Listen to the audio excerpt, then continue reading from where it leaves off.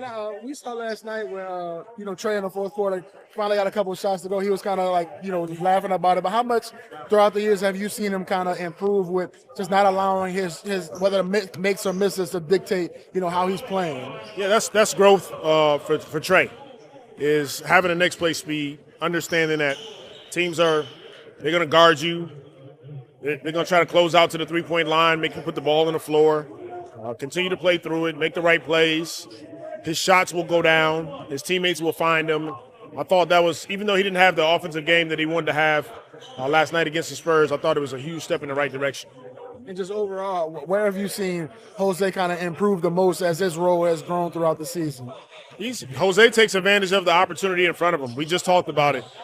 He's playing fast. Defensively, he's picking up full court. He's causing havoc, getting steals and deflections. He's walking on the floor, trying to get his teammates involved, and when he has open opportunities to score, he does it. I thought he played a big role in us in that third and fourth quarter, making a comeback and then pushing forward from there. Willie, over the last month, Zion's numbers per 36 minutes are incredibly similar to Shea, right? He's an MVP candidate.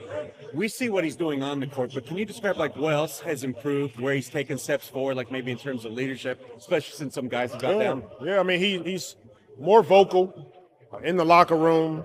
He's more vocal with his teammates. Him and Daniel Bove are putting in a ton of work behind the scenes. But, talking to him the last couple of days, he really wants to take a step defensively in the right direction. And you can see that on the floor. He's really mindful about switching screens, guarding the ball, finishing possessions. And I think that's another step in the right direction for Z.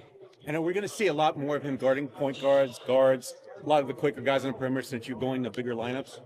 Yeah, I think we're going to see him guard, a number of different guys in a number of different positions, and he's more than capable. And so we'll try to put our guys in the best position to be successful, but, normally we're switching screens so you can be on any of these guys. It's really about knowing our principles, sitting down, guarding, and then our help defense should be ready behind those guys. Well, what can a game like last night do for a guy like Carlo?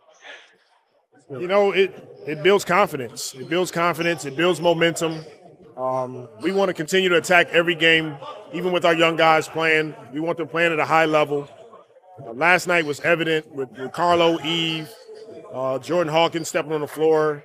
All three of those guys being huge contributors to our win. And now let's see if we can do it again.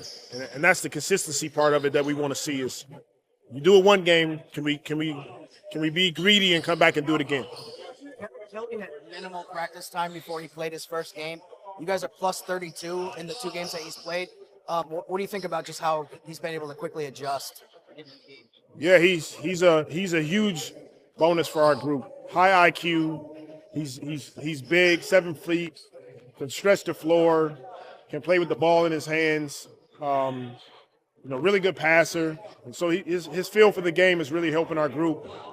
We want to continue to explore those options. Well, is it any easier to kind of carry momentum from this last when you play the same team in a span of 48 hours? It can be, and that's the goal for us is, to look forward to getting on the floor and attacking again. They're going to make some adjustments, so we have to be prepared to step on the floor, play our game, and then make adjustments as well. And so it's going to come down to, sticking with our principles, executing on both ends of the floor. Their main perimeter guys really struggled shooting-wise. How much of it, when you look at the tape, is that you were happy with some of the stuff that you guys did defensively? You feel like that was a big factor? It is. I think, we can get stops, but the finishing possessions are huge for us. Close to 70 rebounds, 52 defensive rebounds is evident that we're getting stops, we're contesting shots. Now we're giving ourselves an opportunity to go down and score on them. So much of the same the next game is what we have to focus on, getting on the floor and executing in those concepts. And when you get 69 rebounds, I think that's the most this team's had in last 5 years. Is that like further proof that you should stay big and maybe all this talk of small ball that we've peppered you with last few years, maybe going bigger is probably maybe the right way? There's times where we need to be bigger on the floor. There's times where, you can be sort of a smaller unit. The goal for us is, though, no matter who steps on the floor, it's bringing a level of toughness and aggressiveness that allows us to play our style of basketball. And there's times that we've been small this season, but we haven't been physical. And so we want to move forward in those directions and make sure we're implementing those concepts. There are a few numbers floating around now about, how Zion's getting double teamed way more than just about everybody else in the league. You've seen a lot of great players. How unique is his ability to still get it done with 2-3 guys coming at him every night? It's incredible. What he's able to do on the floor, even in the limited minutes that he's playing, it's incredible. It's a credit to the work that he's put in to put himself in this position.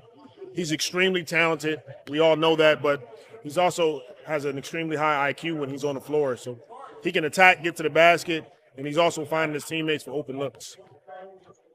Thanks, Coach. Thank you.